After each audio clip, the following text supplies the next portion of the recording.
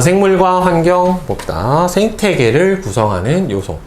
자, 생태계라고 하는 거는 그 생물도 이 안에 있고요. 생물이 다른 생물, 그러니까 다른 생물이니까 여러 종이겠죠.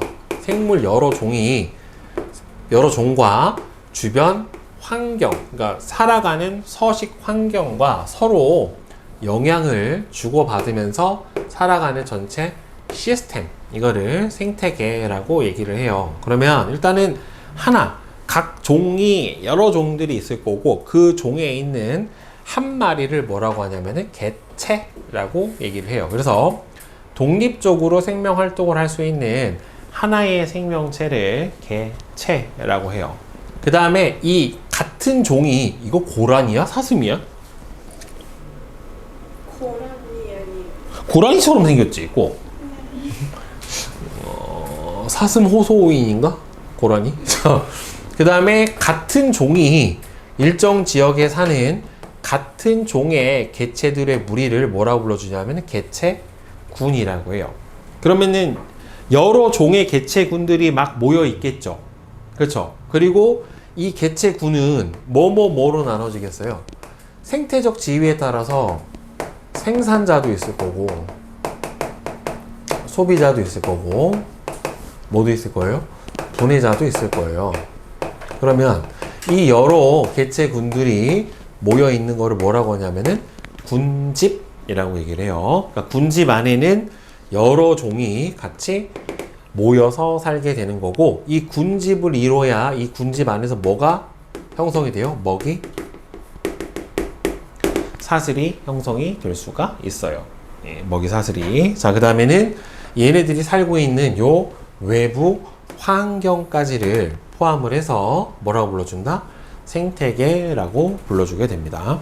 자, 보면 생태계는요, 열대우림, 삼림, 초원, 갯벌, 사막, 연못, 공원, 저수지 해가지고 여러 가지가 있는데, 이 생태계를 구분을 하는 거는 결국에는 온도와 습도가 가장 큰 영향을 줘요. 그래서 온도, 습도가 높으면 뭐가 되는 거예요? 산림이 돼요, 산림. 근데 그 중에서도 온도, 습도가 가장 높아서 생태계가 가장 잘 발달한 게 뭐냐면은 열대우림이에요, 열대우림. 그 다음에는 삼림, 그러니까 나무 숲이 이루어진 거죠. 이거보다 더 건조하면 뭐가 되냐면은 초원이 돼요, 초원. 그래서 열대우림, 그 다음에는 삼림. 삼림도 이제 온도가 높으면 상대적으로 뭐가 돼요? 화렵수림. 온도가 좀 더 낮으면 침엽수림. 네, 이렇게 되고, 거기서 이제 습도가 더 낮으면은 초원. 네, 이렇게 돼요. 그 다음에는 여기 이제 육상 생태계도 있고 수상 생태계도 있겠죠. 그렇죠? 여기들은 다 육상에 해당이 되는 거고, 그 다음에는 뭐 여기서 저수지나 바다, 강과 호수 같은 경우에는 뭐가 돼요? 수상 생태계에 해당이 될 거예요. 그리고 갯벌이나 여러분들, 갯벌이나 습지가 있거든요. 이거 다른 말로 늪이라고도 하는데, 갯벌하고 습지는 두 개가 만나는 지역이에요. 뭐하고 뭐가 만나? 갯벌은 육지하고 바다가 만나죠. 습지 같은 경우에는 호수하고 육지가 만나는 거예요. 결국에는 네, 두 개가 만나는 거라서 이 갯벌이나 습지, 늪 같은 경우에는 뭐라고 하냐면 완충지역이라고 해요. 완충지역 또는 완충지대라고 하는데, 예, 두 환경이 만나는 경계예요. 네, 그래서 이 지역은 다른 지역에 비해서 조금 더 뭐가 생태계가 다양하게 형성이 될 수가 있죠. 환경이 섞여 있으니까. 그래서 열대우림, 사막 등과 같이 자연적으로 형성이 된 생태계도 있고, 연못, 공원, 저수지처럼 인위적으로 만들어진 생태계도 이 안에 존재를 하게 돼요. 자, 그리고 이제 생태계를 구성하는 요소는 크게 우리 앞에서 했던 군집을 이루고 있는 생물 요소랑, 그 다음에는 주변을 싸고 있는 환경인 비생물적 요소로 구분이 돼요. 비생물적 요소를 보통 우리가 환경이라고 얘기를 해줍니다. 자, 생물 요소는 생태계에 존재하는 모든 생물들을 다 생물 요소라고 해요. 역할 또는 뭐라고 하냐면 생태적 지위라고도 하는데, 생산자, 소비자, 분해자로 구분을 해줘요. 그리고 요 안에서 에너지나 또는 유기물이 이동을 할 수도 있는데, 유기물은 어디에서 어디로 이동할까요? 생산자에서 소비자로 가고, 그 다음에 생산자에서 분해자로 가고, 그 다음에 소비자에서 분해자로 뭐가 이동합니까? 유기물이 이동을 해요. 그 다음에 에너지는 생산자에서 소비자로 거쳐서 분해자로 가기도 하고, 그 다음에는 생산자에서 직접 분해자로 가기도 합니다. 에너지나 아니면은 유기물이 이동하는 방향성에 따라서 저렇게 구분할 수 있고, 또 얘네들은 생태적 지위에 따라서 이렇게 구분할 수도 있는데, 생산자는 결국에는 과합성으로 생명 활동에 필요한 양분을 스스로 만들어내는 생산자를, 그래서 보통은 녹색 식물이 바로 생산자에 해당이 되고요. 생산자를 뭐라고 불러주냐면 스스로 양분을 만들어낼 수가 있기 때문에 독립영양 생물이다 라고 얘기를 해요. 얘네들은 빛하고 물하고 이산화탄소만 있으면 스스로 양분을 만들어낼 수가 있으니까. 그런데 소비자는 자기가 스스로 양분을 만들어낼 수가 없어요. 사람도 마찬가지죠. 다른 생물을 먹이로 해서 유기물을 얻어내는 생물을 바로 소비자라고 해요. 그래서 얘를 뭐라고 불러주냐면은 종속 영양 생물이라고 해요. 섭취를 해야 돼요. 그러니까 분해자도 실제로는 종속 영양이죠. 스스로 양분을 못 만들어내니까. 그래서 초식동물, 육식동물, 동물성 플랑크톤처럼 반드시 유기물을 섭취를 해야지만이 살아갈 수 있는 거를 종속 영양 생물. 그 다음에 분해자 같은 경우에는 다른 생물의 사체나 배설물에 포함된 유기물을 분해해서 에너지를 얻어내고, 이 유기물을 분해해서 다시 뭘로요? 무기물로 분해를 해버려요. 생산자는 무기물을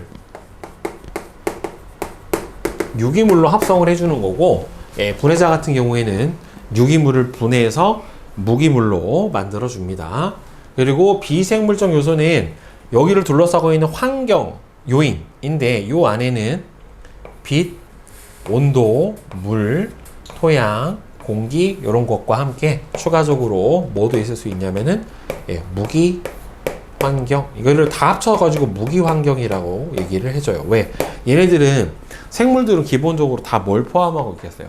단백질을 포함을 하고 있어요. 모든 생물들은 다 단백질로 이루어져 있기 때문에 하다못해 벌레고 세균도 다 단백질이 있다란 말이에요. 그러니까 얘네들은 유기 환경에 해당이 되는 거고, 얘네들은 바깥에 있는 빛, 온도, 물, 토양, 공기, 그리고 얘네들이 어떻게 영향을 주냐에 따라서 달라지긴 하겠지만 각각의 영향을 배우게 될 거고, 얘네들은 유기물이 없기 때문에 그냥 무기 환경 뭐 이렇게도 얘기를 해줘요. 자, 그래서 생태 구성 요소 사이에 서로 어떤 영향을 주고받는지를 보면은, 생태계는 생물 요소랑 비생물적 요소가 서로 아주 밀접하게 관계를 주고받아요. 그러니까 여기서 생산자와 소비자와 분해자도 서로 영향을 주고받죠. 얘는 생물적 요소에 해당이 되는 거고, 얘는 비생물적 요소에 해당이 되는 거고, 다 합쳐서 뭐가 되는 거예요?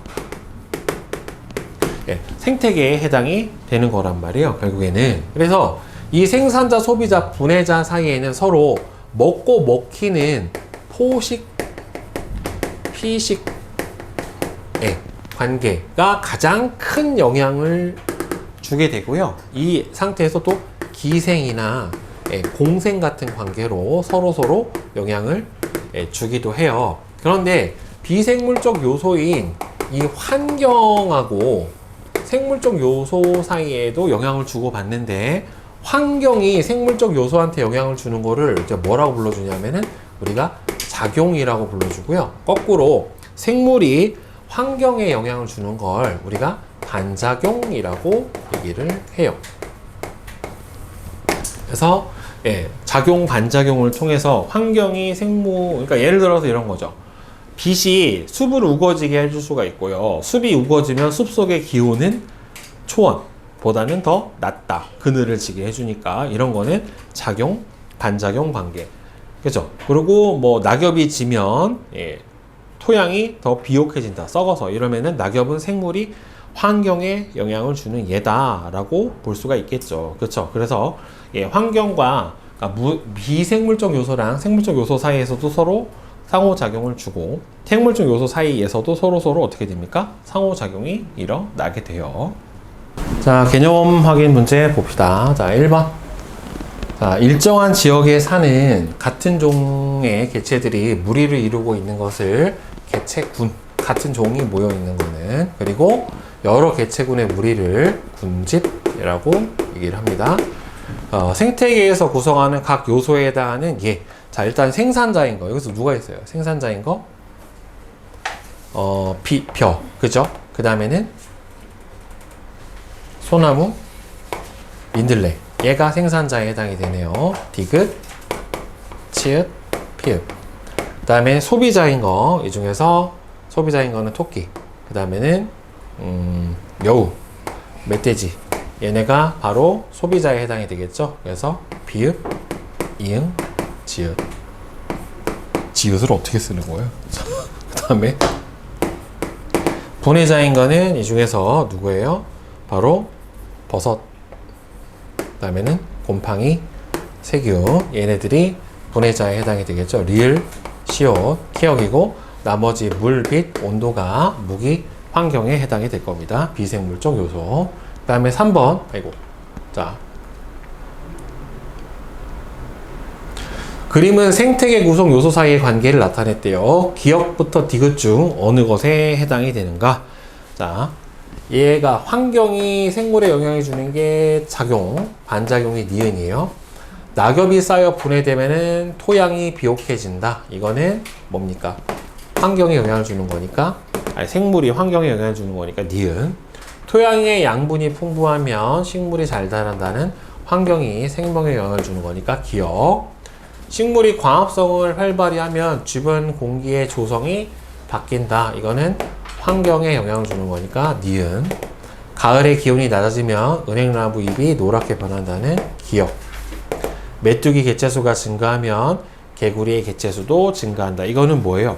서로 소비자 사이에 일어나게 되는 먹고 먹히는 뭐예요? 포식, 피식의 과정을 나타낸 겁니다. 그죠? 그래서 디귿이 맞겠죠. 그죠? 네. 자, 생물과 환경의 상호관계 봅시다. 우리 앞 단원에서 생물하고 무생물이 서로 영향을 주고받는 상호작용을 하는 부분에 대해서 배웠어요. 그래서 생물 요소랑 비생물 요소는 서로 영향을 주고받죠. 그래서 생물적 요소가 비생물한테 주는 게 반작용이고, 그러니까 환경에 주는 게, 환경이 생물한테 주는 게 작용에 해당이 된다는 말이에요. 그래서 주변 환경인 빛, 온도, 물, 토양, 공기 등 여러 환경에 다 적응하면서 살아가게 되고요. 그 다음에 생물들의 활동으로 또 환경 요인이 변하기도 해요. 그래서 앞에서 환경이 생물한테 주는 거는 작용, 그 다음에는 생물이 환경한테 영향을 주는 거는 반작용. 이렇게 얘기를 해줬었는데, 일단 첫 번째 나오는 게 빛이에요. 자, 빛은 생물의 분포, 그 다음에는 성장, 그 다음에는 형태, 생활 방식 등 아주 다양한 형태로 주고요. 빛이 그냥 단순히 빛이라고 하는 요소만 있는 게 아니라 빛에 여러 가지 성질이 있다란 말이에요. 첫 번째 나온 게 빛의 세기, 그 다음에는 일조, 시간, 그 다음에는 빛의 파장, 뭐 이런 것들이 바로 생물에 영향을 주는 예다라고 볼 수가 있는데, 첫 번째 나오는 게 바로 빛의 세기예요. 자, 보면은 식물의 종류에 따라서 생존에 유리한 빛의 세기가 달라요. 일단 기본적으로 뭐가 있냐면, 강한 빛에 잘 적응하고 살아가는 양지 식물이라고 하는 게 존재를 하고요. 그 다음에는 약한 빛에도 잘 적응을 하고 살아가는 음지 식물이라고 하는 게 존재를 해요. 기본적으로 빛의 세기에 따른 적응 정도를 보게 된다라고 하면은, 자, 그러면 식물들은 뭐래요? 광합성을 하죠. 광합성도 하고, 그 다음 뭐도 합니까? 호흡을 한다란 말이에요. 그런데 식물은 스스로 영양분을 만들어내잖아요. 그죠? 독립 영양생물에 해당이 되기 때문에 식물이 호흡을 통해서 쓰는 에너지도 과합성을 통해서 만들어낸 에너지를 자기가 쓰는 거란 말이에요. 어디서 섭취를 하는 게 아니기 때문에. 그래서 이 식물의 이 에너지 양을 그래프로, 빛의 세기하고 에너지 양을 그래프로 나타내 줄 수가 있는데, 자, 보면 이런 식이 돼요. 자, 여기가 가로축이 빛의 색이고, 자, 세로축이 CO2의 흡수량이에요. 자, 이산화탄소를 흡수하는 양에 해당이 되는데, 자, 일단은 빛이 하나도 없으면 어떻게 돼요? 빛이 하나도 없으면 이산화탄소를 흡수해서 광합성을 할 수 있어요, 없어요? 없다란 말이에요. 그러니까 이산화탄소를 뭐예요? 방출만 해요. 이 상태로. 그럼 이 상태에서 빛이 세지면 점점 얘가 늘어나다가 나중에 되면 어떻게 되냐면은 일정하게, 네, 이렇게 광합성의 속도가 더 이상 빨라지지 않는 이런 상태로 나타나게 되거든요. 자, 그래서 첫 번째 나오는 이 부분 보면, 여기서 나오는 이 이산화탄소의 흡수량은 뭐에 해당이 되냐면, 실제로는 이산화탄소 흡수량이 마이너스 값을 가지는 거잖아요. 그럼 이산화탄소 방출량이죠. 실제로는 0보다 작은 값을 가지게 되면. 그래서 이 이산화탄소의 방출량, 얘를 뭐라고 하냐면 호흡량이라고 해요. 호흡량. 즉 이거는 빛이 있던 없던 간에 어떻게 돼요? 식물들이 일정하게, 예, 자기가 호흡을 하면서 이산화탄소를 방출을 하게 돼요. 그러니까 이 양은 실제로는 어떻게 되는 거예요? 이렇게 일정하게 나타나게 돼요. 실제로는. 근데 여기서 왜 이렇게 줄어드는 형태로 나타나냐면, 이때부터 이제 빛이 있으니까 어떻게 돼요? 광합성을 한다란 말이에요. 그러면 일부는 어떻게 돼요?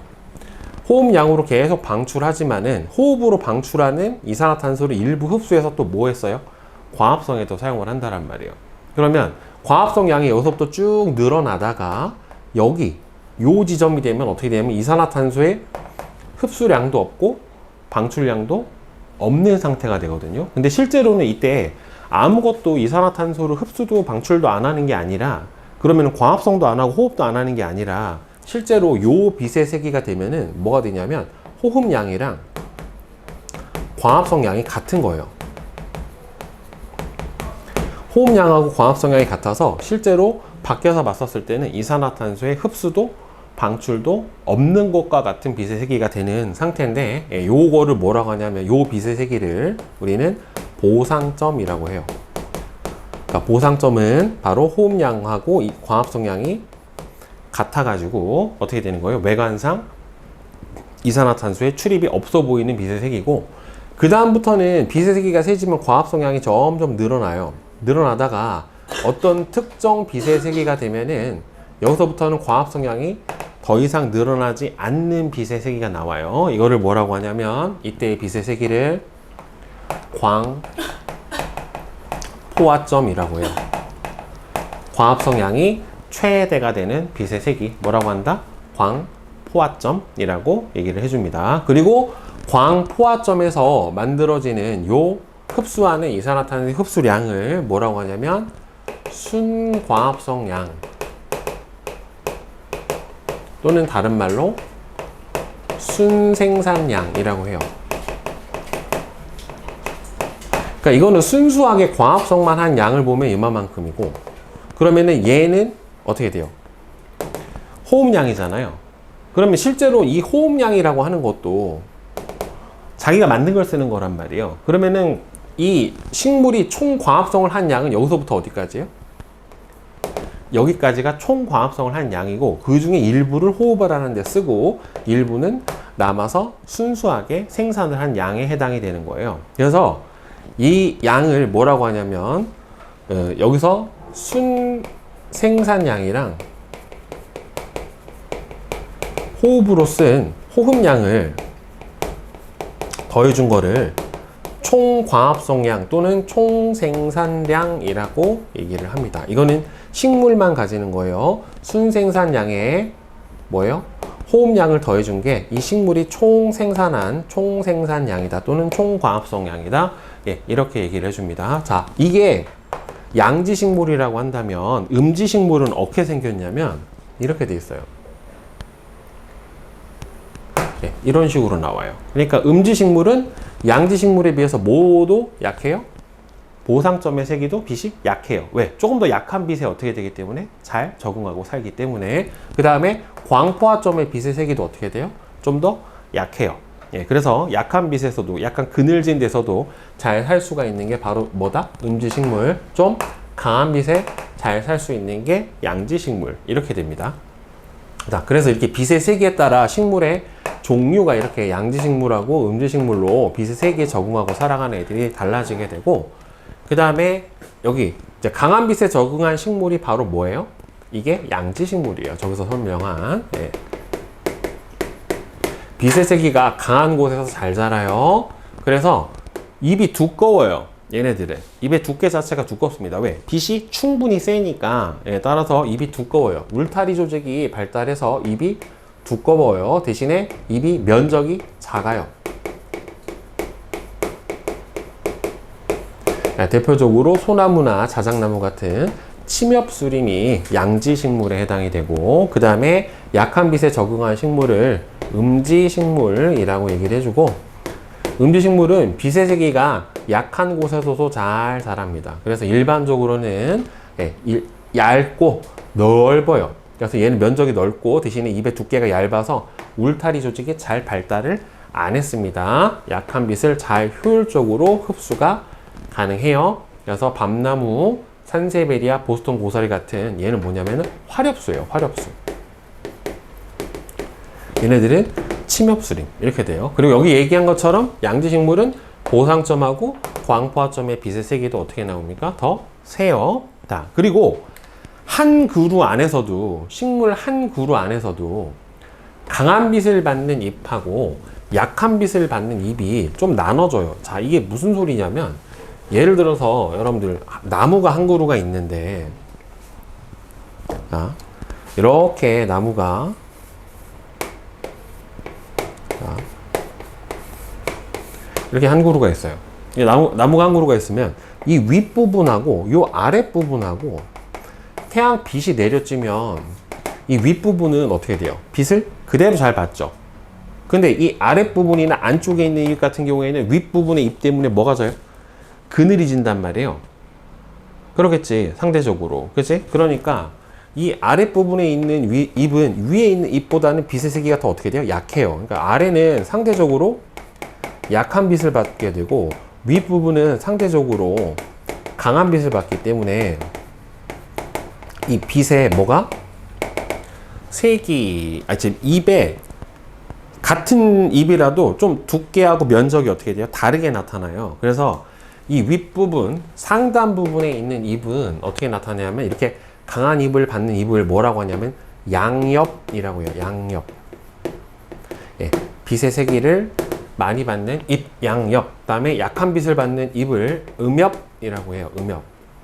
그래서 얘는 상대적으로 빛을 잘 세게 받으니까 울타리 조직이 잘 발달되어 있어요. 울타리 조직 아래에 있는 걸 뭐라고 불러줘요?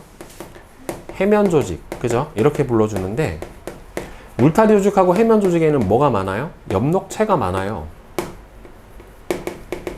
네, 엽록체 자체가 많아가지고 얘네들은 어떻게 됩니까? 예, 울타리 조직이 두꺼울수록 광합성이 어떻게 돼요? 상대적으로 좀 더 활발하게 일어나게 되고, 음엽 같은 경우에는 울타리 조직이 조금 얇죠. 그러니까 엽록체가 상대적으로 조금 적다 보니까 어떻게 되겠어요? 광합성량이 좀 작게 되는 거죠. 한 그루 안에서도 이렇게 양엽하고 음엽으로 차이가 날 수 있다라고 하는 겁니다. 자, 그 다음에 두 번째로 이제 빛의 일조 시간하고 생물이에요. 이거는 이제 세기, 빛의 세기에 따라서는 양지식물, 음지식물 또는 양엽, 음엽, 네, 이런 식으로 적응을 하고 살아가게 되는데, 이제 일조 시간에 따라서, 일조 시간이라고 하는 거는 태양빛을 비춰주는 시간에 해당이 되는데, 동물의 생식 주기나 행동 또는 식물의 개화 시기에 영향을 줘요. 그러니까 결국에는 이 식물의 개화라고 하는 것도 일종의 식물의 생식을 위해서 바로 꽃이 피는 거란 말이에요. 씨를 맺기 위해서 꽃이 피는 거니까. 그래서 실제로는 이 일조 시간이 뭐에 영향을 주냐면 동식물의 생식 호르몬 생성에 영향을 주는 거예요. 그래서 어느 시기에 번식을 하고 어느 시기에 꽃이 필 건가, 네, 이런 거를 결정지어 주는 게 바로 빛을 비춰주는 양에 해당이 돼요. 그래서 동물은 보면은 꾀꼬리나 종달새 같은 경우에는 일조 시간 자체가 길어지는 봄에 번식을 하고, 봄에서 여름 사이에 번식을 하고, 송어나 노루는 일조 시간이 짧아지는 가을철에 번식을 해요. 그 다음에 식물은 붓꽃, 시금치, 상추는 일조 시간이 길어지는 봄하고 초여름에 꽃이 피고요. 그러니까 낮의 길이가 길 때 꽃이 피는 거예요. 그래서 얘를 뭐라고 하냐면 장일식물이라고 해요. 장일식물. 해가 길 때 꽃이 피는, 즉 낮의 길이가 밤의 길이보다 더 길 때 꽃이 피는, 장일식물이라고 하고, 가을에 꽃이 피는, 코스모스, 나팔꽃, 국화는 일조 시간이 짧아지는 가을에 꽃이 피는 가을꽃 같은 경우에는 단일식물이라고 해요. 그러니까 단일식물은 밤의 길이가 낮의 길이보다 더 길어야 꽃이 피는 식물에 해당이 돼요. 원래는 이제 좀 더 자세한 내용을 배워야 하지만 이 정도만 알아두셔도 돼요. 자, 그 다음에 이제 두 번째로는 온도하고 생물 한번 봅시다. 이제 빛과 생물에 대해서 배웠고, 이제 온도와 생물인데, 보면은 온도는 생명체에서 일어나는 물질 대사 과정에 영향을 매우 많이 줘요. 자, 물질 대사 과정에 영향을 주게 되는데, 왜 물질 대사 과정에 이렇게 영향을 많이 주게 되냐면, 물질 대사를 할 때는 반드시 뭐가 관여를 해야 돼요, 여러분들? 효소가 관여를 해야 되고, 이 효소 같은 경우에는 체온 범위 정도의 최적 온도를 만족을 시켜줘야 활발히 활동을 하면서 물질 대사에 관여를 해 줄 수가 있어요. 그래서 온도가 너무 낮아버리면 이 효소가 제 기능을 잘 발휘를 못하기 때문에 생명체가 물질 대사를 잘 못하게 됩니다. 그래서 사람도 저체온증에 빠지게 되면 위험한 게 저런 효소의 기능이 떨어져 버려서 그런 거예요. 그래서 생물의 생명 활동은 이 온도의 영향을 많이 받게 돼요. 그래서 개구리나 뱀, 곰, 박쥐는 추운 겨울이 오면은 겨울잠을 자버려요. 왜? 먹이 활동을 하기도 힘들고, 그 다음에는 몸에 체온을 유지하기가 힘드니까 아예 많이 먹고 대사율을 확 낮춰가지고 그냥 자버려요. 그 다음에 기러기와 같은 철새는 계절에 따라서 적합한 온도의 장소를 이용하죠. 그래서 뭐 가을 철새, 그 다음에 겨울 철새 뭐 이런 식으로 해서 왔다가 갔다가 하죠. 뱀, 도마뱀과 같은 변온동물, 파충류 같은 애들은 기온에 따라 햇빛이나 그늘을 찾아다녀요. 여러분들 아침에 뱀이 잠에서 깨면 제일 먼저 하는 게 널찍한 바위 같은 데다 또아리 틀고서 햇빛 쬐요. 왜? 체온 올리는 거예요. 그 다음에 뱀 같은 경우에도 밥을 먹고 나면 특히나 일광욕합니다. 왜? 소화 효소를 잘 활성화시키기 위해서 햇빛을 쬐면서 체온을 올려주는 거예요. 그 다음에 추운 지방에 사는 정온동물, 이 따뜻한 동물이라고 하죠. 우리 사람 같이 포유류나 조류는 체온이 일정하게 유지가 되는데, 얘네들은 정온동물인데 깃털이나 털이 발달돼서 체온을 유지하기 위한 보온에 잘 신경을 쓰고요. 그 다음에는 피하 지방층이 두꺼워요. 그러니까 추운 지방에 사는 애들은 지방층이 두껍습니다. 대표적으로 뭐 고래, 아니면 북극곰, 펭귄, 그 다음에 뭐 물범, 이런 거 얘네들 보면은 지방, 바다코끼리 얘네들 보면 거의 다 지방이에요. 엄청나게 두꺼워요. 자, 몸에서 열이 방출되는 것을 막아줍니다. 그리고 몸집이 대체로 커요. 펭귄은 겨울이 오기 전에 털갈이를 해서 털이 더 두껍고 촘촘하게 자라게 되는데, 이거는 집에서 애완동물 키워봐도, 반려동물 키워봐도 알 수 있어요. 털갈이 하거든요. 개나 고양이들. 고양이는 안 그래도 털이 많이 빠지는데 봄에서 여름으로 넘어갈 때 되면은 이 속털이라고 해서 뽀송뽀송한 얇은 털이 있어요. 이게 다 빠져요. 어마어마하게 빠져요. 그리고 겨울이 되면 다시 또 솜털이 남으면서 얘가 털 찌죠. 빵빵해져요. 개들도 그래요. 특히나 토끼 같은 경우도 보면 여름하고 겨울하고 어떻게 되냐면 이게 달라. 참새도 그래. 참새도 보면은 얘가 털이 막 이렇게 많아가지고 겨울에는 약간 통통한데, 여름 되면은 완전 털이 싹 다, 깃털이 다 빠져가지고 되게 작아져요. 그리고 털 제일 많이 빠지는 개 알아? 사모예드라고. 알아요? 하얀 썰매개. 예. 하루에 개는 정말 넘사벽이래. 그 개털 빠지는 거 모아가지고 옷 짜도 된대요. 진짜 옷을 짠대. 하도 많이 빠지니까. 허스키도 진짜 끊임없이 빠진대, 털이. 근데 얘네들은 어디 사는 애들이라? 추운 지방에 사는 애들이라? 예, 그렇게 털이 많이 계속 새로 나고 해야지만이 살 수가 있는 거죠. 고양이가 털만 안 빠지면 정말 완벽한 동물인데, 진짜 털 진짜, 고양이 털 진짜 감당 안 된다. 자, 펭귄, 다음에 포유류는 서식지의 기온에 따라서 몸집과 몸 말단부의 크기가 다르기도 한데요. 추운 지방에 사는 동물일수록 몸집은 커지고 몸의 말단 부위가 보통 귀, 코, 꼬리 아니면은 발 이런 데가 말단 부위에 해당이 되는데 여기는 작아지는 경향이 있어요. 특히나 이게 몸집이 커질수록 어떻게 되냐면 체부피당 체표면적의 비율이 어떻게 되냐면은 작아져요. 몸집이 커지면 커질수록 몸의 부피에 대한 표면적의 비율 값이 작아져요. 이러니까 결국엔 어떻게 되냐면은 체외 열 방출량이 작아집니다. 그래서 몸집이 크면 클수록 체부피당 체표면적 값이 작아지기 때문에 체외 열 방출량이 줄어들게 돼요. 체외 열 방출량이 줄어들어서 결국에는 열을 덜 방출하니까 체온 유지에 유리하게 되고요. 이 말단 부위, 특히나 귀가 더운 지방에 사는 애들은 귀가 커요.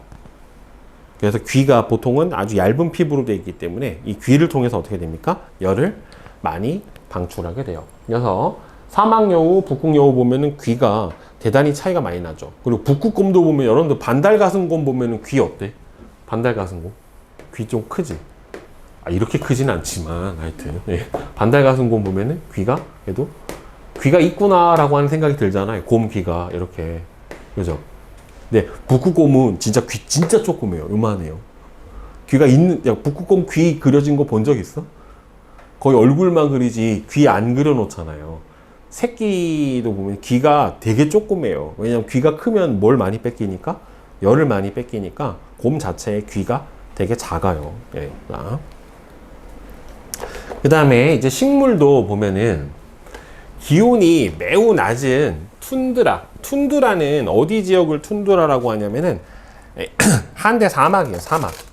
그러니까 사막이 이렇게 모래만 있는 곳을 사막이라고 하는 게 아니라 냉대나 저 위에 북극 극지방에 있는 사막을 툰드라 지역이라고 하는데, 거기 툰드라 지역은 털송이 풀은요 잎이나 꽃에 털이 나 있어요. 얘네들이 바로 뭐를요? 얼어 죽는 거를 방지하기 위해서 얘네들이 털이 나 있고, 그 다음에 에델바이스라고 하는 꽃도 보면 털이 막 보송보송 나 있어요. 해발 700m 이상 약간 거기 사는 꽃인데, 그 다음에 낙엽수는 기온이 낮아지면은 단풍이 들고 잎을 떨어뜨려 버려요. 왜냐하면 잎이 넓어지면 이 넓은 잎으로 뺏기는 체온이 많으니까 금방 얼어버린단 말이에요. 그래서 얘네들을 잎을 다 떨어뜨리고 겨울 눈이라고 하는 걸 만들어요. 그래서 나중에 봄이 되면 눈에서 어떻게 돼요? 이렇게 다시 싹이 나옵니다. 그죠? 볼 수 있어요. 그래서 얘네들이 이파리가 커지고, 요새 같은 여름에는 잎이 한참 푸르르죠. 그러다가 이제 추워지면 다시 단풍 들고 다시 잎을 떨어뜨리게 됩니다. 자, 그 다음에 물과 생물 보자. 물은 생명체를 구성하는 성분 중에 가장 많으며 생물이 생명 현상을 유지하는데 반드시 필요하다. 그렇죠? 물은 생명이 존재하기 위한 첫 번째 조건이 물이에요. 물이 없으면 생물이 살 수가 없어요. 저거 보니까 얼마 전에 쇼츠 봤는데 그 여자들이 연애할 때 하는 그 이상한 질문, 왜 하는지 모르겠지만 전 여친 어땠어? 왜 물어보는지 모르겠는데, 그러니까 전 여친 어땠어? 그랬더니만 70%가 물로 이루어졌었어. 누가 그렇게 대답을 그렇게 했다는데. 생존 본능인가? 자, 그럼 왜 물어보는 거야, 도대체가? 아니면 누가 그러는데, 숨을 쉬었어. 그러던데, 대답으로. 그랬더니, 그거는 뭐라고 해도 10이라고 그러던데. 전 여친? 기억이 안 나? 그러면 나도 헤어지면 기억 못하는 사람이 되겠네. 뭐 이런 식으로 대답한다는데. 야, 10이 거는 거 아니냐, 그러면 그거? 그냥.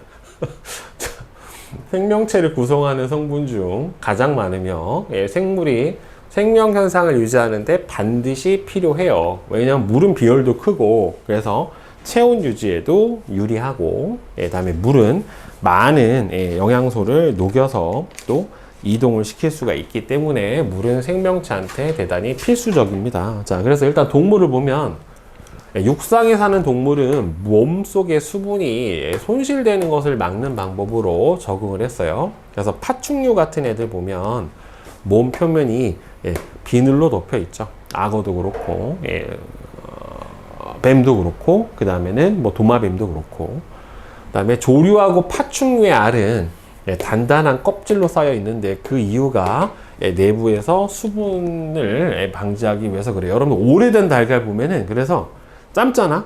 그런데 신선한 달걀은 삶으면 어떻게 돼 있어요? 땡 그래요. 이렇게. 야, 계란 잘 그렸다. 자, 이렇게 생겼는데 오래된 달걀은 삶으면 어떻게 생겼냐면은 이렇게 본 적 있어요? 이렇게 날라간 거? 그죠? 계란 삶아보면 위에 가끔 이렇게 날라간 거 있잖아요. 이거 왜 그러냐면 수분이 다 증발해서 날아가 버려가지고 계란이 약간 쪼그라든 거예요. 이게. 그래서 계란을 삶았는데 이렇게 됐다 그러면 얘 오래된 거네. 이렇게 땡땡 하면은 얼마나 되게 신선한 달걀이다. 이렇게 생각할 수가 있죠. 그래서 저거를 막기 위해서 껍질로 싸놓는 거고요.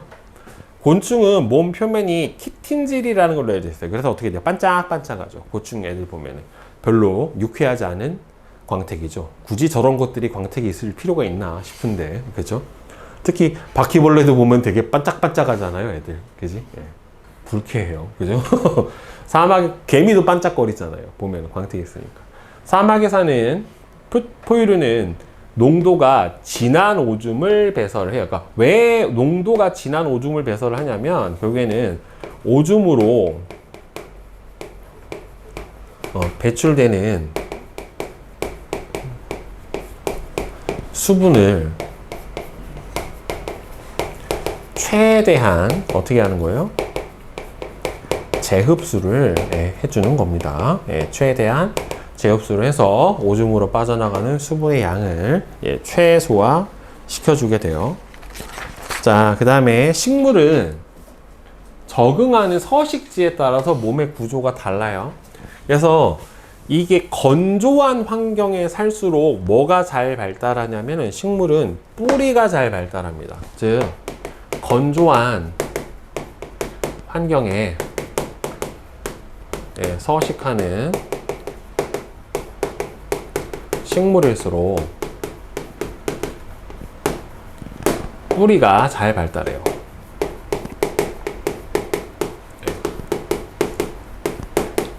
건조한 환경에 서식하는 식물일수록 뿌리가 잘 발달합니다. 그래서 육상에 서식하는 식물은 대부분 뿌리, 줄기, 잎이 잘 발달되어 있어요. 특히나 뿌리가 잘 발달되어 있고 이 뿌리에 잔뿌리나 아니면은 뿌리 털도 되게 많이 나와 있죠. 왜? 물을 최대한 잘 흡수하기 위해서. 그래서 은행나무, 민들레. 자, 은행나무는 여러분들 종이 딱 하나밖에 없대요. 은행나무는 전 세계에 그냥 종이 딱 한 종이래. 전 세계에 있는 모든 은행나무는 다 같은 종인 거예요. 결국엔. 토끼도 종이 여러 종 있잖아요.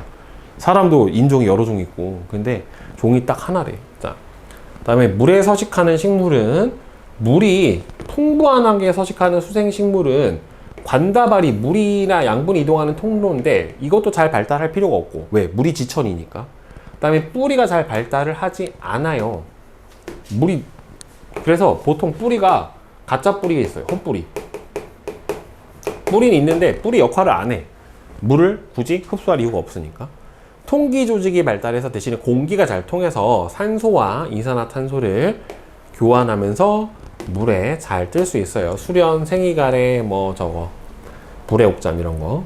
그 다음에 건조한 것에 서식하는 식물은 건생식물은 뿌리가 아주 잘 발달해 있고요. 그 다음에 잎이 아주 작거나 가시 형태로 변해서 선인장처럼 수분이 증발하는 것을 막고요. 얘네들은 물을 저장해 놓는 저수 조직이 잘 발달을 해서 오랫도록 건조한 환경에서 잘 버틸 수가 있습니다. 자, 그 다음에 토양하고 생물 봅시다. 토양하고 생물.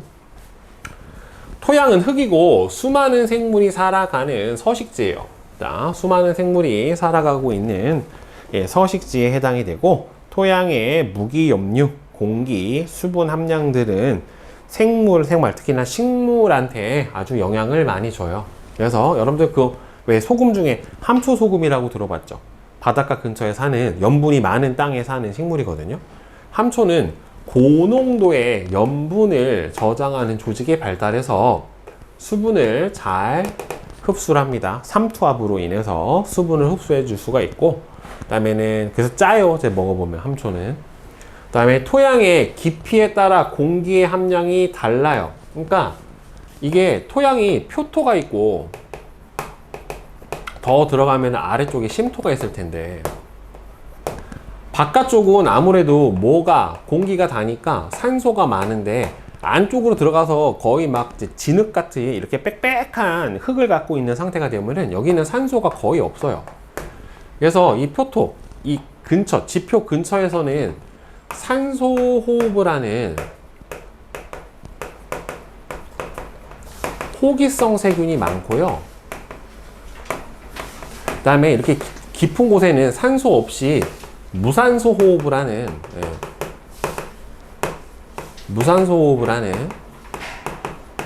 혐기성 세균들이 좀 많아요. 참고로 산소호흡을 하게 되면은 뭘 방출하냐면 이산화탄소를 방출하고요. 혐기성 세균처럼 무산소호흡을 하게 되면 뭘 방출하면 메테인을 방출합니다. 호흡의 결과로. 자, 그래서 공기층이 적게 포함하는 깊은 곳은 무산소 세균들이, 혐기성 세균들이 살아요. 그 다음에 생물은 보면은 지렁이랑 두더지는 흙 속을 돌아다니면서 땅을 파죠. 그래서 토양의 통기성을 높여 산소가 필요한 생물이 살기 좋은 환경을 만들어주고, 지렁이의 배설물은 영양물질이 많아서, 그래서 지렁이가 똥 싸놓은 흙은 되게 좋아요. 식물이 잘 자라는 흙에 해당이 돼요. 지렁이가 많이 사는 곳은 토양 성분이 변하기도 해요. 그러면 생물이 환경에 영향을 주는 경우다 라고 볼 수가 있죠. 그래서 흰개미는 침하고 배설물을 섞어서 집을 지으니까 흰개미 집 주변은 산성으로 토양 성분이 변하기도 하고요. 토양 속 미생물, 분해자들은 동식물의 사체나 배설물을 무기물로 분해를 해서 다른 생물들한테, 다른 식물들한테 특히나 양분으로 제공을 하거나 환경으로 다시 되돌려 보냅니다. 그 다음에 맨 마지막으로 공기하고 생물. 공기는 생물의 환경에, 생활에 영향을 줍니다. 어차피 모든 생물은 다 호흡을 해야 되기 때문에, 혐기성 세균 말고는. 산소가 희박한 고산지대에 사는 사람들은 평지에 사는 사람들에 비해서 혈액 속의 적혈구 수가 좀 더 많아요. 왜 그러냐면은 산소 분압이 낮으니까 적혈구가 적으면 산소를 잘 운반을 못하니까 적혈구 수를 좀 더 늘려서 낮은 산소 분압 환경에서도 산소를 잘 운반할 수 있게 해주는 거죠. 그래서 대신에 이 사람들은 적혈구 수가 많으면 얼굴이 좀 붉으스름해요. 홍조를 좀 많이 띱니다. 그 다음에 공기 중의 산소는 생물의 호흡에 이용이 되었고, 이산화탄소는 식물의 광합성에 이용이 됩니다. 그래서 이 식물의 호흡과 광합성으로 주변 공기의 조성이 변해서 숲에 가보면 우리가 공기 조성이 다른 지역보다는 조금 다르다라고 하는 걸 볼 수가 있고, 노송, 삼나무, 소나무 등 일부 이 침엽수림에서는 미생물을 제거하는 피톤치드라고 하는 물질을 주변으로 내뿜어요. 이거는 약간 항생물질에 해당이 되는데, 그래서 주변 공기의 성분이 변하죠. 우리가 보통 가서 소나무 향이다, 또는 약간 상쾌한 향이다, 이렇게 느낄 수 있는 게 바로 뭐다? 이 피톤치드를 방출을 해서 이런 거예요. 자, 개념 확인 문제 보자. 자, 1번. 다음 현상과 가장 관련이 깊은 환경 요인을 보기에서 고르세요. 새의 알은 껍질로 쌓여있는 거는 뭡니까? 물이죠. 수분 손실 방지. 개구리는 온도, 그 다음에 식물의 광합성으로 대기 중에 산소 농도가 높아졌다. 이거는 공기죠. 수련의 줄기하고 뿌리에 있는 통기 조직이 발달해 있는 것도 공기 때문이고, 그 다음에 5번은 지렁이와 두더지는 흙 속 토양이죠. 토양. 그 다음에 양지하고 음지, 빛의 세기에 따른 적응 정도에 해당이 되겠죠. 그렇죠? 네. 그 다음에 이거는 공기가 아니라 물이구나. 이거 수련 뿌리 물. 네. 자, 그 다음에 2번 보자. 다음은 생물과 환경의 상호관계를 나타냈대요. 생물 요소가 비생물에 영향을 주는 경우 이거 뭐라고 불러져요? 반작용. 그 다음에 비생물 요소가 생물 요소에 영향을 주는 경우는 작용이에요. 자, 그래서 소의 트림에 포함된 메테인이 지구의 기온을 높이는 거는 가죠. 그 다음에 라피도포라는 잎이 커질수록 구멍이 크게 생겨 아래쪽에 있는 잎도 빛을 잘 받도록 한다. 이거는 뭡니까? 뭐의 영향이라고 볼 수가 있어요? 비생물적 요소가 생물에 영향을 주는 거죠. 그렇죠? 빛이 어떻게 돼요? 잘 도달할 수 있게, 그지? 이거는 나죠. 흰개미가 토양에 영향을 주는 것도 이거는 뭐예요? 반작용에 해당이 되겠죠. 그 다음에 염분이 많은 땅에 사는 함초는 결국에는 환경이 함초의 염분 좀 농도에 영향을 주는 예다라고 볼 수가 있겠죠. 그 다음에 3번. 다음은 생물이 어떤 환경 요인에 적응한 현상이래요. 이거는 뭡니까? 빛을 받는 시간. 결국엔 뭡니까? 일조 시간에 해당이 되겠죠. 그렇죠? 네, 일조 시간 또는 빛을 받는 시간.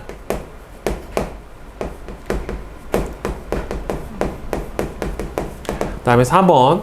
그림은 서로 다른 지역에 서식하는 사막여우랑 북극여우를 나타냈는데, 사막여우는 몸집이 작고 귀가 크지만 북극여우는 몸집이 크고 귀가 작다.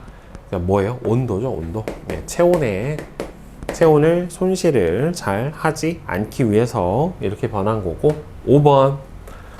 자, 서식 환경이 다른 두 식물 가하고 나중에서 건조한 환경에 서식하는 거는 뭐예요? 가겠죠. 그죠? 네. 자, 그 다음에 뒤에 내신 만점 문제 보자. 자, 1번. 생태계에 대한 설명으로 옳은 것은, 생태계는 생산자, 소비자, 분해자 플러스 이거를 둘러싼 환경까지 포함을 하는 거라서, 아니죠. 이게 생산자, 소비자, 분해자로 구성이 되는 건 뭐라고 불러주냐면 여러분들 군집이라고 불러줘요. 군집. 그 다음에 일정한 지역에 사는 여러 종의 개체들이 무리를 이룬 것을 군집이라고 하고요. 그 다음에 일정한 지역에 사는 여러 개체군이 모여서 군집을 이룬다. 맞죠? 네. 자, 그 다음에 2번. 표는 생태계 구성 요소랑 그 특징을 나타냈대요. A는 환경, 그 다음에 B는 뭐예요? 다른 생물을 먹이로 해서 양분을 얻는 거는 소비자. 그 다음에 C는 생산자. 그 다음에 D는 뭡니까? 분해자. 이렇게 되죠. 얘는 환경이죠.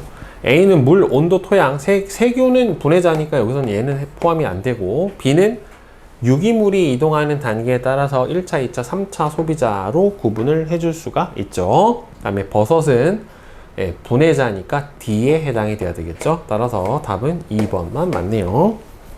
그 다음에 3번. 다음은 어떤 생태계의 구성 요소 중 일부래요. 곰팡이, 메뚜기, 뱀, 벼, 옥수수, 쥐. 자, 벼랑 옥수수는 생산자 맞고, 메뚜기는 소비자 맞고요. 쥐랑 뱀은 다 다른 종이니까 다른 개체군에 속한다 맞고, 생물 요소랑 비생물 요소, 여기서 비생물 요소는 없죠. 생물 요소만 나와 있기 때문에 따라서 4번이 틀렸죠. 그 다음에 4번은 자, 그림은 생태계를 구성을 하는 생물 요소 사이의 유기물의 이동을 나타냈대요. 자, 얘가 가, 얘가 나, 얘가 다 이렇게 될 거예요. 그러면은 가에서 나로 다로 가고, 나에서는 다로만 가니까 가가 뭡니까? 얘가 생산자, 얘가 소비자, 얘가 분해자. 이렇게 봐야지 맞죠? 자, 그래서 가는 생산자 맞고요. 동물성 플랑크톤은 소비자입니다. 식물성 플랑크톤이 생산자예요. 가부터 다는 모두 비생물 요소와 서로 영향을 주고받으면서 살아가게. 플랑크톤, 소비자. 생산자, 소비자 맞네. 동물성 플랑크톤. 생산자로 맞네. 자, 모두 비생물적 요소와 영향을 주고받으면서 살아가게 됩니다. 자, 그 다음에 5번. 지금 어떤 생태계를 구성하는 요소 사이의 관계를 나타낸다. 개체군 A, B, C는 서로 생물 요소에 해당이 되고, 그 다음에 그 옆에는 비생물적 요소죠. 비생물적 요소 전체가 생태계에 해당이 되는 건데, 그래서 보면 개체군 A와 B는 같은 군집에 속한다. 그죠? 같은 모여있는 군집에 속하는 건 맞고, 같은 종의 기러기들이 집단으로 이동할 때 리더를 따라 이동을 한다는, 이거는 개체군 내의 작용이에요. 다른 종끼리의 상호작용이 아니라 그 종 안에서 일어나는 거기 때문에, 따라서 여기서 기억은 서로 다른 종끼리 주고받는 상호작용에 해당이 되니까 이거는 해당 사항이 없어요. 지렁이 배설물에 영양물질이 많아 지렁이가 많이 사는 토양 성분이 변한다는, 여기서 뭐예요? 생명이 비생물적 요소에 영향을 주는 디귿에 해당이 되는 게 맞죠? 그렇죠? 그래서 기억하고 디귿이 맞아요. 4번. 자, 그 다음에 6번. 생물과 환경의 상호관계에 대한 설명으로 옳지가 않은 것은, 생태계는 생물적 요소랑 비생물 요소의 상호관계로 유지가 된다. 맞고, 생물은 여러 환경 요인에 대해 적응하며 살아가는 것도 맞고, 생물의 생명 활동은 환경 요인을 변화를 줄 수 있죠. 그렇죠? 이거를 반작용이라고 얘기를 했어요. 그 다음에 7번. 가와 나는 한 식물에서 강한 빛을 받는 잎과 약한 빛을 받는 울타리 조직의 두께를 보면 이게 강한 빛을 받는 양엽, 이게 약한 빛을 받는 음엽, 이렇게 될 거예요. 약한 빛을 받는 거는 나죠. 가는 나보다 울타리 조직이 더 잘 발달했죠. 가와 나의 잎의 두께 차이는 빛의 세기에 의해서 나타나게 되는 거니까 바로 니은하고 디귿이 맞고요. 그 다음에 8번은 온도가 생물에 영향을 준 예로 옳은 것은, 곤충 표면이 키틴질로 되어 있는 거는 수분을 손실을 방지하는 거니까 아니고, 뱀이나 도마뱀이 햇빛이나 그늘을 찾아다니는 거는 이것도 뭡니까? 체온을 유지하기 위해서니까, 변온동물이니까 맞고요. 툰드라에 사는 털송이 풀은 털이 나 있는 것도 체온 유지를 위해서니까 온도, 맞죠. 그 다음에 9번. 그림은 일조 시간에 따른 식물 가는 지금 낮의 길이, 나는 낮이 길어야 꽃이 피는 무슨 식물이에요? 장일식물이고, 나 같은 경우에는 어떻게 돼요? 낮이 짧아야 꽃이 피는 뭐예요? 단일식물이에요. 자, 따라서 가는 단일식물 맞고, 국화코스모스는 대표적인 가을꽃이니까 단일식물에 해당이 돼요. 일조 시간에 영향을 받는 동물은 꾀꼬리는 봄에, 노르는 가을에 번식을 한다. 맞습니다. 그 다음에 10번. 그림은 서로 다른 지역에 사는, 왼쪽은 사막여우, 오른쪽은 북극여우예요. 그래서 기억 맞고, 그 다음에 나는 몸집은 큰데 말단부는 작죠. 틀렸지. 가는 나보다 외부로 귀가 크니까 열을 방출하는 데 더 유리합니다. 그래서 3번이 맞고요. 자, 그 다음에 11번. 다음은 생물과 환경의 상호작용에 대한 예인데, 가을이 되면 단풍나무의 잎이 붉게 변한다. 이건 뭐예요? 온도예요. 그죠? 조류와 파충류의 알은 단단한 껍질로 쌓여 있는 거는 수분, 물이죠. 지렁이가 많은 곳은 식물에 필요한 양분이 풍부하다. 토양. 고산지대에 사는 사람들이 평지에 사는 사람들보다 적혈수가 많다. 공기. 이렇게 되겠죠. 온도, 물, 토양, 공기. 온도, 물, 토양, 공기. 4번이죠. 네. 자, 그 다음에 12번. 다음은 생태계를 구성을 하는 요소 사이의 상호작용이래요. 소나무는 피톤치드라는 물질을 분비해서 세균 곰팡이를 퇴치하고, 삼나무가 광합성을 하기 위해 CO2를 흡수해서 공기의 조성이 변하고, 토양의 표면에는 산소를 이용해서 유기물을 분해하는 세균, 토양이 깊은 곳은 혐기성 세균이 살아요. 따라서 간은 생산자하고 소비자가 아니라 생물과 환경하고의 상호작용이고, 나와 단은 모두 생물 요소가 비생물 요소에 영향을 주는 예다. 얘는 생물이 비생물에 영향을 주는 거지만, 이거는 비생물 요소인 공기가 생물에 영향을 주는 거기 때문에 이거는 안 되고요. 생물과 환경은 서로 영향을 주면서 살아간다. 이거는 맞죠? 자, 그 다음에 13번. 표는 어떤 생태계를 구성을 하는 생물을 역할에 따라서, 자, 고라니 멧돼지는 뭐예요? 소비자. 그 다음에 민들레 소나무는 생산자. 버섯 곰팡이는 분해자. 이렇게 돼요. 가부터 닭과 양분을 얻는 방법은, 얘는 생산자는 어떻게 돼요? 스스로 생산, 스스로 합성. 그 다음에 소비자 같은 경우에는 어떻게 됩니까? 다른 먹이를 통해서, 먹이를 섭취해서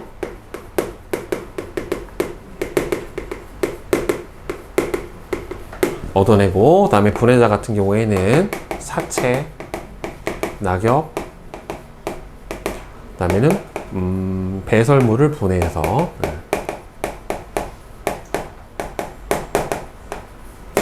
얻어내게 되겠죠. 자, 그 다음에 14번. 강한 빛에 적응한 식물의 입과 약한 빛에 적응한 식물의 입의 두께. 입의 두께는 누가 더 세요? 아이고씨. 자, 입의 두께는 울타리 조직이 잘 발달한 강한 빛에 적응한 식물의 잎, 양엽이죠. 발달한 양엽이 더 두껍죠. 그죠? 자, 그 다음에 15번.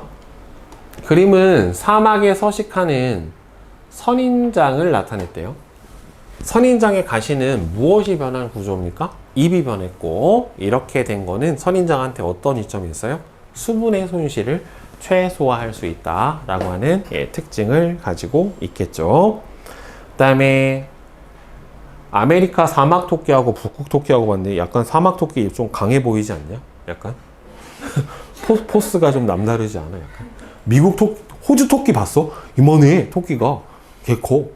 자, 무슨 저기는 토끼 잡아먹는 거미도 있어요. 호주에 가보면 이만해.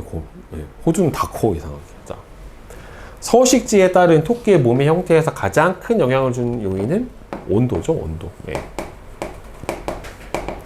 아메리카 사막 토끼랑 북극 토끼에서 귀의 크기가 달라서 얻는 이점은, 결국에는 사막 토끼가 귀가 훨씬 큽니다. 그죠? 귀가 커서 열을 잘 방출해서 체온 유지에 유리한 거죠.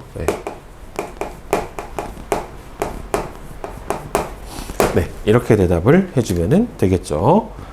자, 얘는 반대로 귀가 작아서 열을 잘 방출하지 않아서 체온 유지에 유리하다.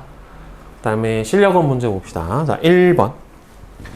다음은 생태계를 구성하는 요소 사이의 상호관계를 나타냈는데, 지금 여기가 이제 개체군 A고 얘는 개체군 B예요.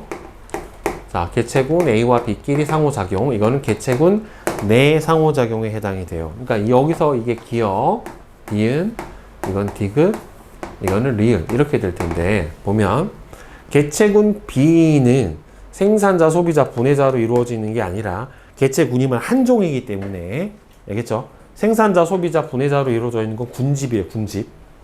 소의 트림에 포함된 메테인이 지구의 기온을 높이는 것은 생물이 환경에 영향을 주는 니은에 해당이 되겠죠. 맞고, 같은 종의 닭이 모이를 먼저 먹기 위해서 싸우는 것은 같은 종끼리의 상호작용에 해당이 되는 디귿에 해당이 됩니다. 그래서 답은 2번. 그러니까 이거는 종 내, 개체군 내 상호작용 또는 군집 내 상호작용. 예, 서로 달라요. 자, 일조 시간이 식물의 개화에 미치는 영향을 알아보기 위해 A와 B의 빛 조건을 달리해서 개화 여부를 알아냈대요. 스몰 a하고 스몰 b는 각각 A와 B의 개화 여부를 결정하는 최소한의 연속적인 빛 없음 기간이래요. 지금 보면 A 같은 경우에는 빛 없음 기간이 어떻게 됐어요? 여기가 빛 있고 얘가 빛 없음이죠. 빛 있음이고 얘가 없음에 해당이 되는데 A는 지금 빛이 없는 기간이 짧으니까 꽃이 안 폈고 얘는 짧으니까 꽃이 폈죠. 그럼 B 같은 경우에는 뭐라고 봐야 되겠어요? 빛을 비추는 기간이 길었을 때 꽃이 폈잖아요. 결국에. 그지? 그러면은 B는 장일 식물에 해당이 될 거고 A는 단일 식물에 해당이 돼요. 자, 다음에 2번은 지금 비추지 않는 시간이 기니까 꽃이 얘는 안 폈고 얘는 폈어요. 자, 이제 문제는 3번이에요. 3번. 얘를 보면 자, 이렇게 빛을 안 비췄죠. 빛을 비춰줬죠. 그리고 안 비춰주다 잠깐 비춰줬어요. 그랬더니만 장일식물이 어떻게 됐어요? 꽃이 폈죠. 그러니까 전체 누적으로 보면 빛을 안 비추는 시간이 더 길기 때문에 꽃이 펴야 될 것 같지만 중간에 잠깐이라도 빛이 들어오면 어떻게 되는 거예요? 이게 리셋이에요. 리셋. 다시 처음부터야. 그러니까 실제로 여기서부터 여기까지 빛을 다 준 거나 마찬가지예요. 중간에 한번 빛을 주면 거기서부터 다시 어떻게 되는 거예요? 빛을 안 주는 시기가 카운트가 되는 거기 때문에 실제로는 빛을 준 시기가 이렇게 길어지기 때문에 장일식물이 피고 안 피는 거예요. 그럼 얘는 보자. 지금 얘가 빛을 주고 안 줬다. 다시 빛을 주고 안 줬죠. 그럼 실제로는 빛을 여기서부터 여기까지 준 거나 마찬가지란 말이에요. 알겠어요? 한번 빛을 잠깐 주면 리셋이라 장일식물은 꽃을 피울 거고 단일식물은 꽃을 안 피우게 될 겁니다. 결국에. 자, 그래서 이게 실제로는요, 개화에 영향을 주는 거는 연속적인 빛이 없는 기간이에요. 중간에 한 번이라도 섬광으로 잠깐 불 딱 켰다가 어떻게 돼요? 빛을 주면 다시 거기서부터 빛 안 주는 시간을 다시 재야 돼요. 이거를. 그래서 연속 암기라고 하는 게 더 중요합니다. 그래서 A는 단일식물 맞고 기억 X 맞죠?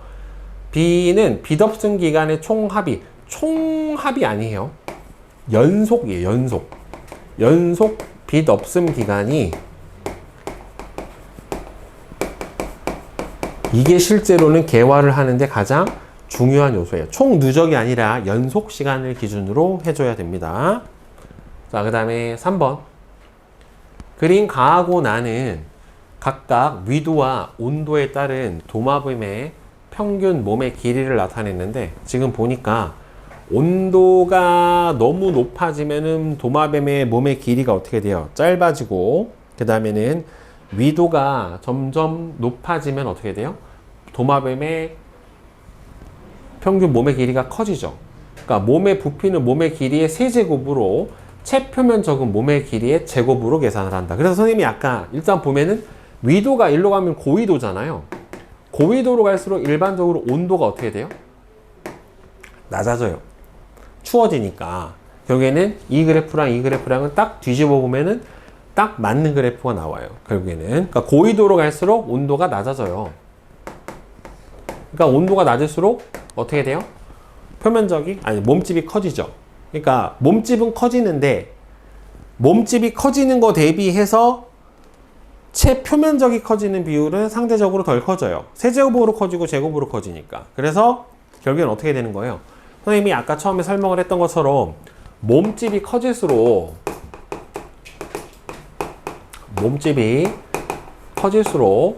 뭐는 작아진다? 몸의 부피에 대한 채표면적의 비율이 어떻게 된다? 이 값이 작아져요. 그러니까 열을 상대적으로 덜 방출해서 체온 유지에 유리한 거니까 몸의 부피에 대한 체표면적 값은 A가 어디야 여기서? 도마뱀 A는 위도 30도에 도마뱀 A가 위도 30도고 도마뱀 B는 위도 40도에 존재하니까 결국에는 누가 더 작아야 돼요? 고위도에 사는 애가 더 작아야 되니까 틀렸죠. 그쵸? 그 다음에 연평균 온도가 올라가면 도마뱀 몸집은 작아질 거예요.